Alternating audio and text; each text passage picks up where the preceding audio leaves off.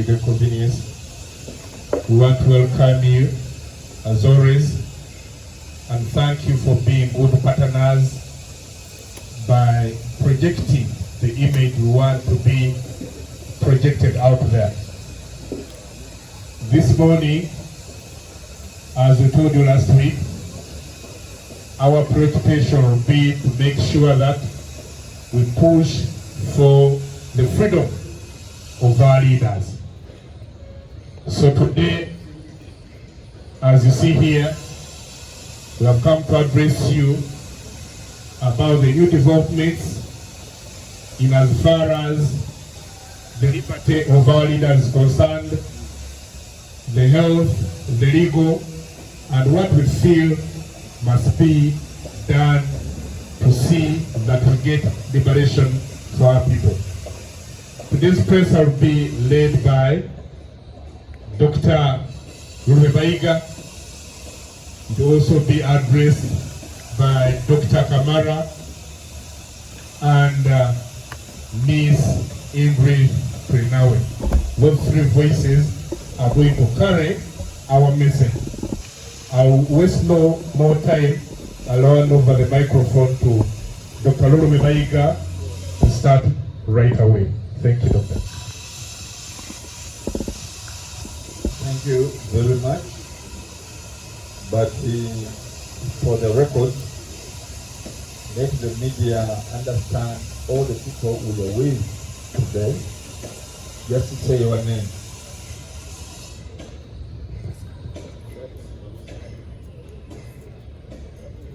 Hello everyone, my name is Besigye from Baguma. I'm Kirunda Hassan. Francis Mwiche. Honorable Dr. Nicholas Kamara, Chairman, Western Region, Vice Chairman, Western Region, People's Front for Freedom.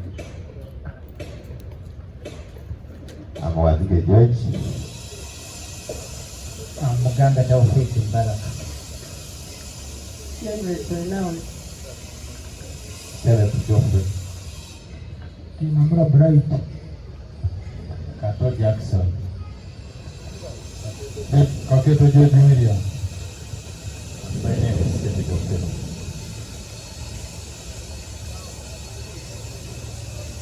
Good morning, ladies and gentlemen, members of the First Estate. And we want to thank you very much for convening and ensuring that we work together in partnership to ensure that our country is free at last. Our press conference will be threefold, will be twofold. One, we shall tell you about Dr. Besigye and court processes, historical perspectives, and what is going to happen. And secondly, we are going to launch 2 campaigns. So stay tuned. Ladies and gentlemen, we are saying that Justice Baguma Emmanuel, who is the presiding judge in the case of Dr. Besigye and the Besigye, ought to recuse himself. In Uganda, we are witnessing a breaking point. The People's Front for Freedom is conscious about the fact that we are at a defining moment of political transition in our country, and at equally a defining segment of a 25-year protracted intention to take our leader, Dr. Besigye, 6 feet underground.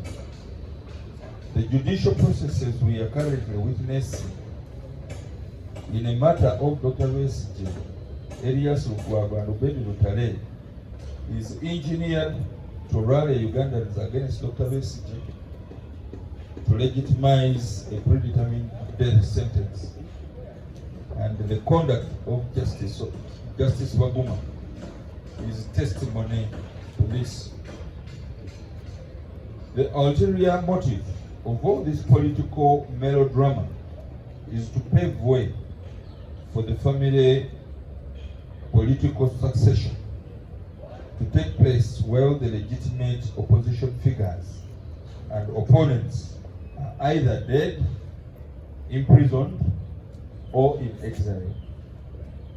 However, the most unfortunate thing is the use of our courts to implement a family political overstay strategy while oppressing Ugandans. The time is now for Justice Besigye, the Chief Justice, to step in and save the face of the judiciary and to put his house to order before the people of Uganda lose confidence in the entire judiciary, something that may result in anarchy where the people would resort to other methods of demanding justice other than the judicial processes. The People's Front for Freedom, accordingly, demands the immediate recusal of Justice Baguma from the trial of Dr. Besigye and Obed Lutale.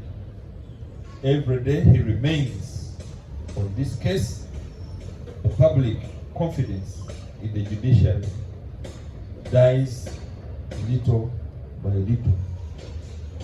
This is not personal. This is about law, dignity, and survival. The grounds for our demand for recusal for Justice Baguma are clear and urgent. Number one is about bias and a biased and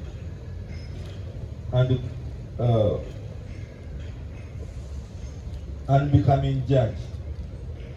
Article 28 guarantees a fair and impartial hearing.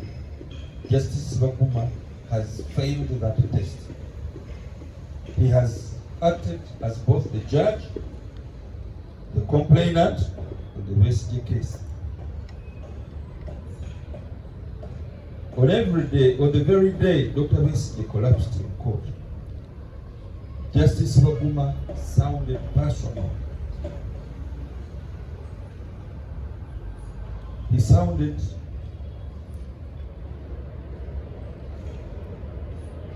so personal to Dr. Besigye. He shouted at him.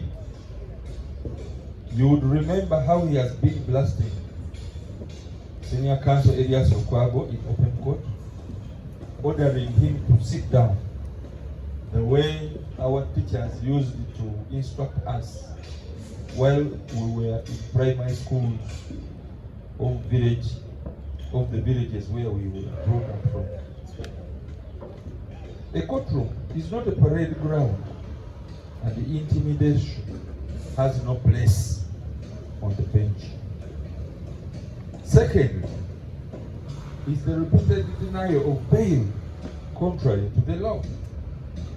Dr. Besigye has been denied bail 4 times, including cases where Article 23(6)(b) made bail mandatory. The relentless denial without cogent reason erodes the presumption of innocence and amounts to free trial punishment. Number 3, abuse of process and violation of the right to counsel. Defense counsel have been intimidated for representing their clients. Once, Justice Baguma unilaterally appointed court brief lawyers before the accused had even seen the list of the lawyers.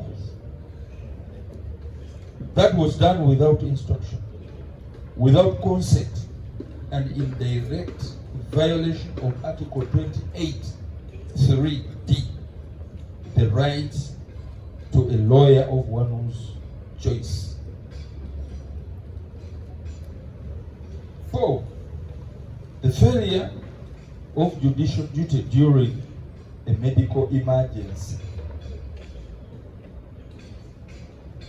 Members of the Fourth Estate, you recall when Dr. Besigye collapsed in open court under Justice Baguma's watch, proceedings were not halted.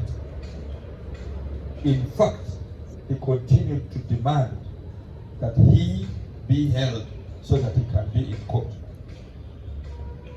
When he collapsed, Justice Baguma was not concerned to ensure that immediate medical attention is availed to a person before him. There were 3 qualified medical doctors, actually specialists, including Dr. Olive Besigye, who happens to be the sister of Dr. Besigye, Dr. Kamara Nicholas, here with me, specialist physician, and myself, Dr. Ruru. Justice Baguma could not have the remorse to invite us to render the first aid that Dr. Besigye badly needed. Since then, court has made no inquiry on Dr. Besigye's health, yet pushes to proceed with the trial. This breaches the state's duty to protect life and health under Article 22 and 24, and the court's duty to care the person in his custody. How I wish Justice Baguma had the guts to go to Mulago to see Dr. Besigye while he was on support systems, life support systems. But he was remorseless. Treats Besigye as his own enemy, as if he has personal vendetta against him. How I wish he would go to the locus and see Dr. Besigye wherever he is, in Ruzira, in a cell where he's getting treatment from. It would show that he cares. That even Dr. Besigye is not necessarily his enemy, but rather a person who is on trial before him. It would have done harm to him.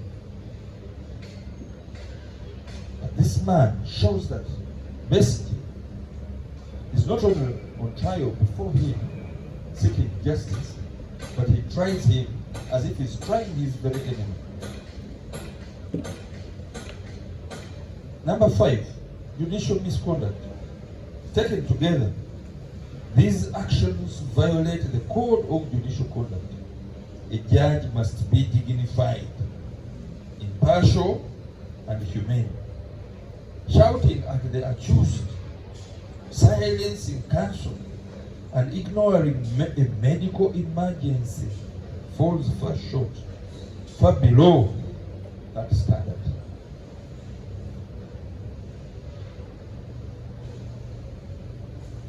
Our call for medical bail. Now, a man's life cannot be sacrificed for court proceeding. Dr. Besigye must be granted bail on urgent medical grounds without any further delay. He must be allowed to be evaluated abroad by his own family doctors, and that he can receive adequate medical attention and proper care. The state's failure to act after his collapse in court has already put his life at risk, and I will come back to this. Therefore, Justice Baguma's final act before his recusal must be to grant Dr. Besigye medical bail. That is the bare minimum decency requires. Let him walk out of that courtroom alive, and let his family take responsibility of his treatment. Then he can come back and face the law when he's alive. Members of the Fourth Estate, we are medical doctors and we know what it means to have an attack called the syncope. It means that blood supply to the brain has transiently stopped, or there is impaired supply to the brain. But that is a transient, you can have a transient loss of consciousness. In other words, it can be for a short time. It can only be for a short time. In other conditions, such as the seizure, which we call fits, in Luganda we call it ensimbo. That one different. It is something somebody catches or can be born with it, and it can be lifelong. Somebody is on lifelong treatment. And if at all somebody had fits or ensimbo, that is also something else that can easily be diagnosed. Somebody goes into it, gets a seizure, and goes out of the seizure and comes back to normal. That's also different. It's also different when somebody gets a stroke. Somebody may lose consciousness, and we know what stroke is about. But for somebody to have a syncope, which takes all this long without recovery, is something that we need to interrogate as medical officers. We need to interrogate it. What is this that makes somebody collapse? Somebody collapse for a short time, but goes into deep coma. Is ignored for a very long time before any medical attention is brought to him. To Mbuya, from Mbuya to Luzira, then from Luzira to Mulago, a space of 8 hours without the medical attention that is required. We had kept quiet for some time, but this is something that we should interrogate. We want to ask the state, who was taking the decisions between High Court and the Mbuya? Who was taking those decisions, those medical decisions from Mbuya to Luzira? And who took that decision that he should come out of Luzira to Mulago National Referral Hospital? And who is that one taking the decision that he should be referred from the National Referral Hospital to a medical facility in Luzira? Who is that super specialist taking this decision? Ugandans should start to interrogate for that accountability. Maybe we should be in position to understand any intervention that was done between his collapse and by the time he was taken to Mulago, 8 hours away. Because it was from midday to around 8 p.m. What were those medical interventions that were done between those hours? We need an explanation of how a syncope can result into a prolonged coma. And we have not got those answers as yet. We have the following demand. In the interest of justice and the integrity of the judiciary, PFF demands the following. Number 1, Justice Baguma must recuse himself, and when he comes to court tomorrow, it is the only way to save his own face and the face of the judiciary. We have been hearing in the background that Justice Baguma and the state functionaries would want to leave Dr. Besigye in a semi-coma condition where he is now, so that they can proceed with the case without him. And that he's telling the state attorneys to make an application before him that the case proceeds even when Dr. Besigye, his cognitive functions have not been re-established.